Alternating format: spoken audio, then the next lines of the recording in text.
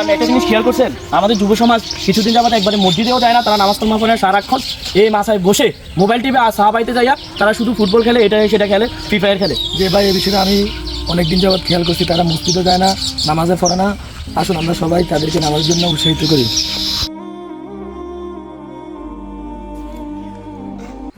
দেখেন তারা নামাজ না পড়ে মাঠে এসে খেলতে আছে। আর অবশ্যই হ্যাঁ দেখা যাচ্ছে, চলেন চলেন ওদেরকে বলি।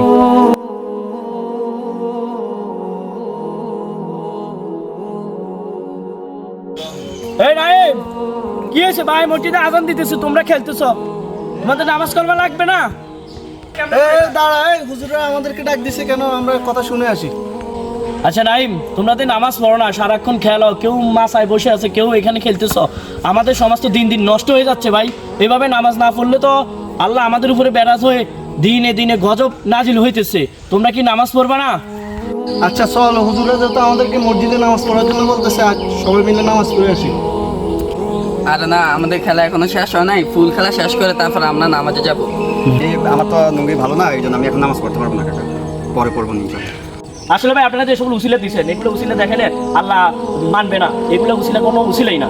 নামাজ এমন একটা জিনিস, নামাজ হলো বেহেশতের চাবি, মিফতাহুল জান্নাতি সালাহ, আমাদের প্রিয় নবী হযরত মুহাম্মদ সাল্লাল্লাহু আলাইহি ওয়াসাল্লাম বলেছেন। আপনারা সকল কিছু একদিকে, দুনিয়া একদিকে, নামাজ একদিকে। এই জন্য আমি আপনাদেরকে অনুরোধ করছি, আপনারা সকলে আজান হলে মসজিদে যাবেন। আজকে দিন যেমনি গেছে, কালকে থেকে আপনারা 5 ওয়াক্ত নামাজ পড়বেন, ওয়াদা করেন। সবাই পড়বেন ইনশাআল্লাহ।